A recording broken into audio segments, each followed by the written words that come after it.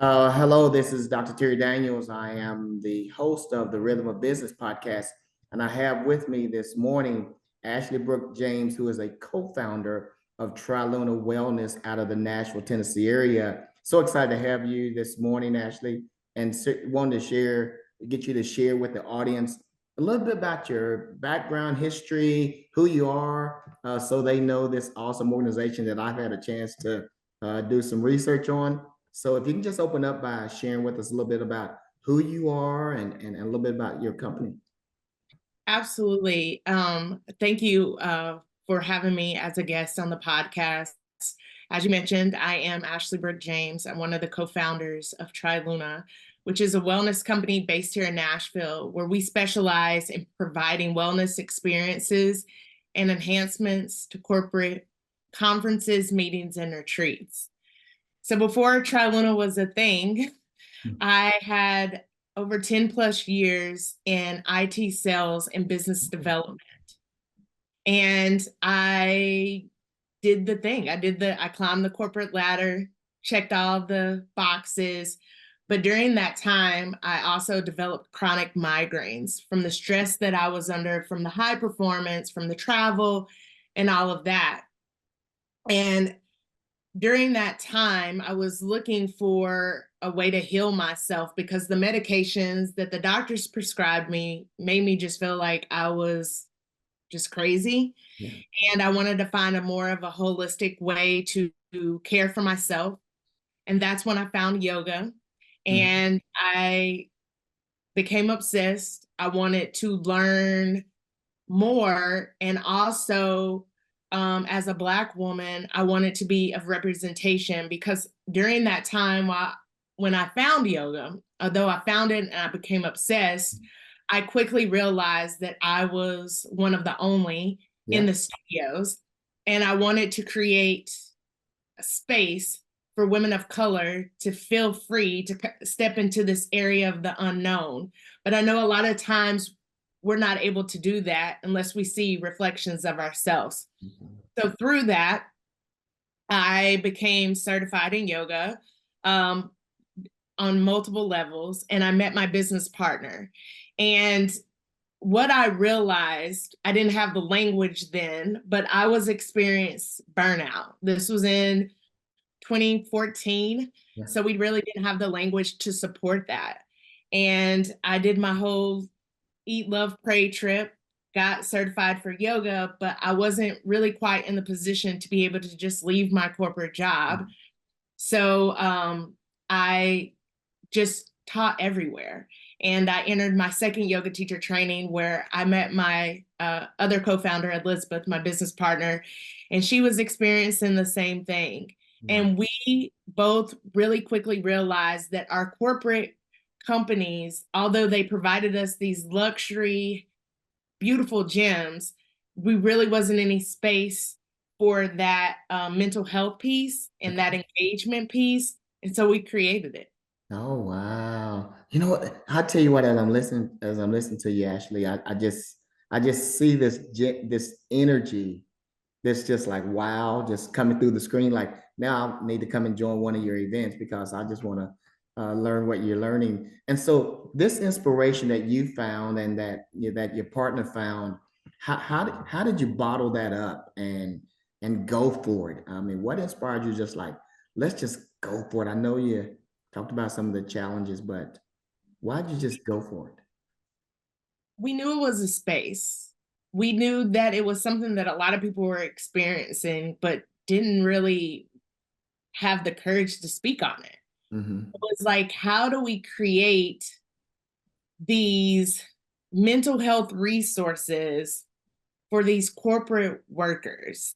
Right. And so we started out by creating workshops that opened up the discussion around stress management. We knew that some companies would like more of the physical action, like the yoga classes, the HIIT classes, Pilates classes.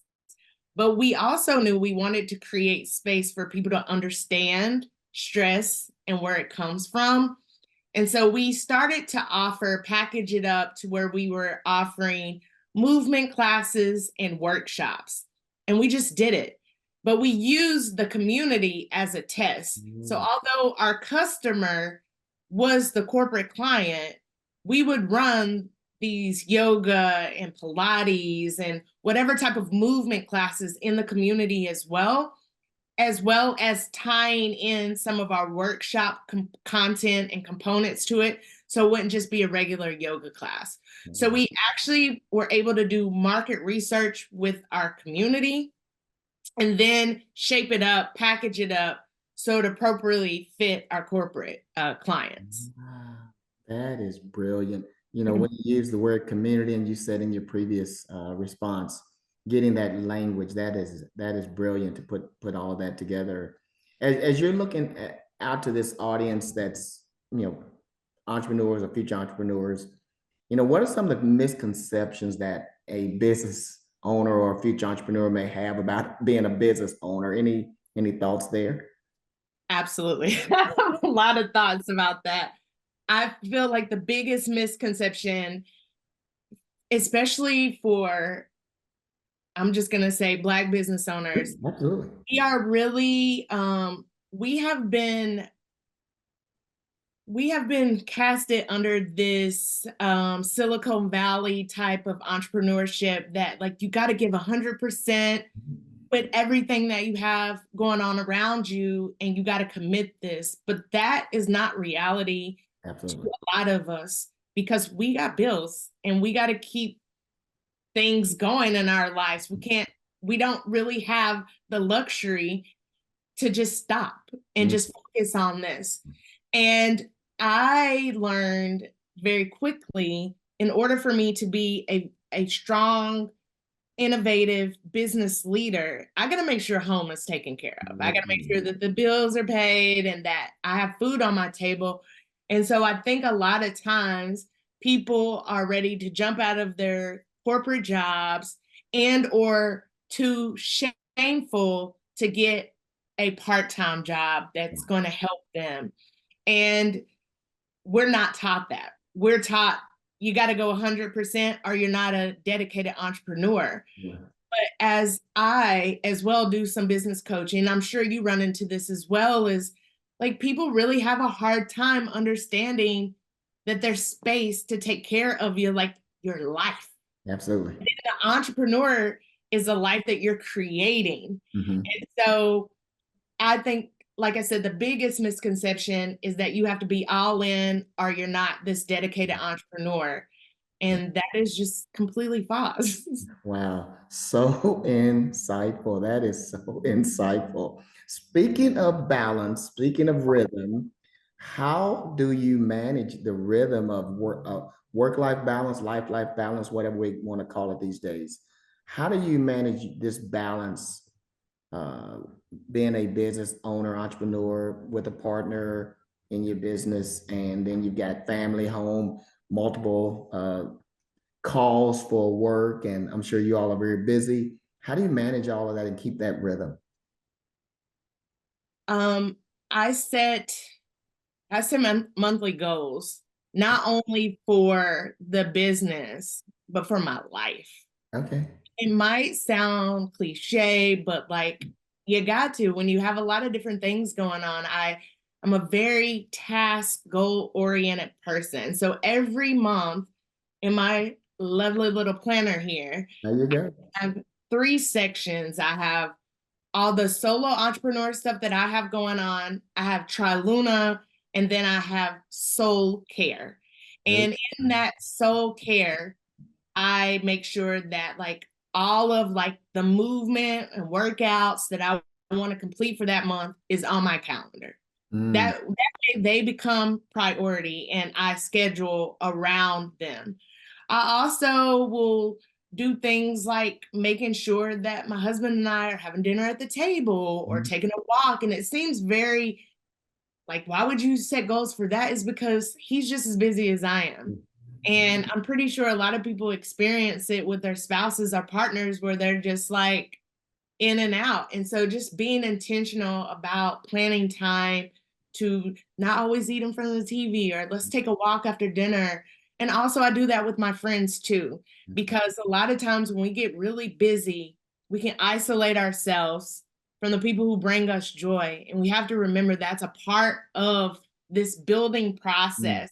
So I'll even put things like brunch with the girls, or go visit my parents this month, or, just I make sure that there are goals and tasks implemented just as much as the business. I tell you what, Ashley, I could probably talk to you all day just so you know. I just love it. I get energy just talking to you. So as you look at your business, as you look at where you are, where you're going, and where you can go, uh, we all start out with our own passions and energies and drives for our business. Yeah. But eventually, I'm going to have to bring other people in as I grow. As you look at your future growth, how is it about bringing other people into your business, and what do you do to people manage so that they get the rhythm that you all have? You and your business partner. How do you manage through that? Well, I will say that our business from the beginning was set on a collaborative effort.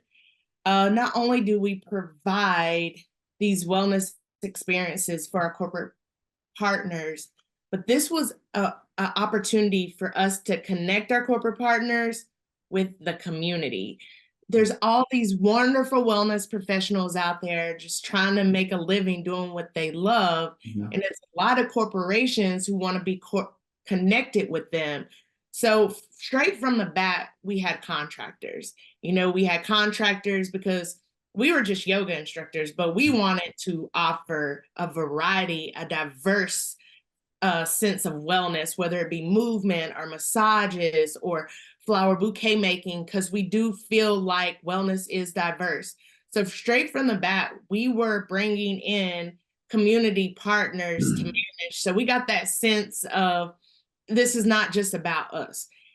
We wanted to be able to place our community partners in jobs that they might have not necessarily been able to get before, but how we kind of filter and vet through who is the best, it's really about taking time to get to know that person. Where are their core values in life? And it could be as simple as us being like, oh, that's a yoga instructor, we can put her to work. But no, like, we want to go to that person's class. We want to see how this person is conducting, how they show up on social media. What is the language that they're using? So we do our biggest part. So now I'm going to jump to TRILUNA's core team, because the contractors are a little bit different from the people who are helping you, like, literally keep the lights on. So we just got into the company is grown and we need help. Like, it immediately in February, March, my business partner is on maternity leave, and I made the decision that we got to get some people in here because it's becoming too much for me, which means it's going to be too much for us, which means if we want to grow this, we can keep it close. But the end goal was to be able to sell a company. In order to get big enough to sell a company, we got to get people who have those strong skill sets to come in and help us do that. And again, when we're looking for those people, we really take our time in vetting. We follow the motto, hire slow, fire fast. And I think it's really about really tapping in and finding people who bring a different type of opinion and skill set than Liz and I, because our backgrounds are different, and it has made us extremely successful business partners. So being open to the diversity that comes with it and not being afraid to let people make mistakes. Yeah, absolutely. I tell you what, it's always a challenge. I'm a former HR professional, and people was my business. And so hire the right people, you can grow this thing. Yeah. In terms of where you are as a business, what are those future plans? Where do you see yourselves growing? I know you said build a business to maybe be able to eventually sell it.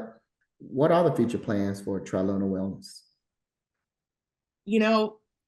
I wish I could tell you a 10-year plan, but COVID changed all of that for us. Where we were selling corporate packages to corporate clients, that changed because people don't go to the office like that. And so we had to take really 2 years to kind of figure after COVID, like, this is not the same anymore. You have so many remote workers, but then we realized they got to bring them together at some point. And that's when the conferences and retreats and meetings became a thing that we were hearing more and more about. We got ourselves connected to these groups and realized this was the future of where we are, you know, as far as corporate. So we have virtual services, and then we have like the event services that we do. I would say for future, we definitely, a big part of our business is how do we make the everyday conference or meeting engaging and make it to where people really want to be a part of this experience, because you know just as well as I do, we can go to these conferences, they can pump us full of content, we end the day, nobody wants to do anything. So I think at the end of the day, no matter what direction TRILUNA goes in, it's about connecting the community to the corporate and also figuring out ways to stay innovative on the way that corporate companies are driving to keep their people together, that engagement piece. I love it. I love it. I love it. I love it. Again, Ashley, you're very insightful, brilliant thinker. Well, thank you.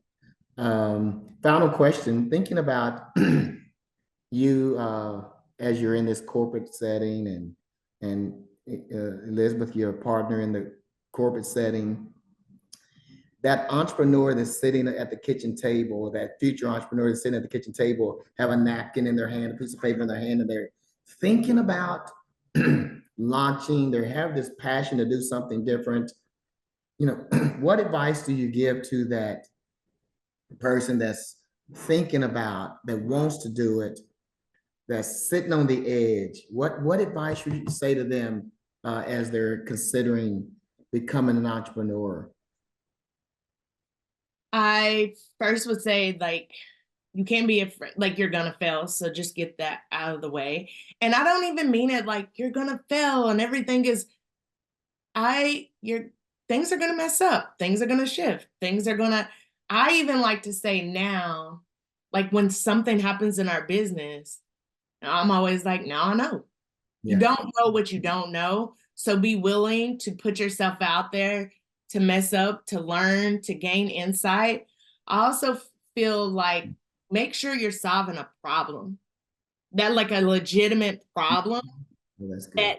that needs help, and not being afraid. I always say it's the Master P mentality of just doing it. Yeah. If you know anything about Master P, the rapper, he just did it. And he became very successful by just doing it. And I think a lot of times we overthink it, that prevents us from the doing. And Elizabeth and I have been able to be very successful because we'll have an idea and we will run with it and we will test it out and we'll learn from, you know, if there was mishaps along the way. That's awesome. Ashley, I'm just telling you, you are incredible. You are incredible. Thank you. I really appreciate that. And I don't take that for granted. I really, really appreciate that, because it's been a it's been a journey. And I have to say, like, TRILUNA will be 6 in September, and I feel like a completely different person from when I first started. I feel like a completely different business owner even from last year. I really feel like I have allowed myself the space to grow and not like be so hard on myself for the things that didn't go according to plan. Wow. Well, thank you so much for joining us. And to the audience, you are listening to Ashley Brooke James, who is the co-founder of TRILUNA Wellness out of the Nashville, Tennessee area. I would tell you, hit her up. Hit her up. You want to talk to her. And more than that, if you have an event, you want them to be part of it. They're going to bring you something that's going to solve something for your audience. So, Ashley, thank you so much. To the audience, thank you for listening to the Rhythm of Business podcast. I am your host, Dr. Terry Daniels. We hope you will come back and listen to a future podcast. Thanks so much and have a great one.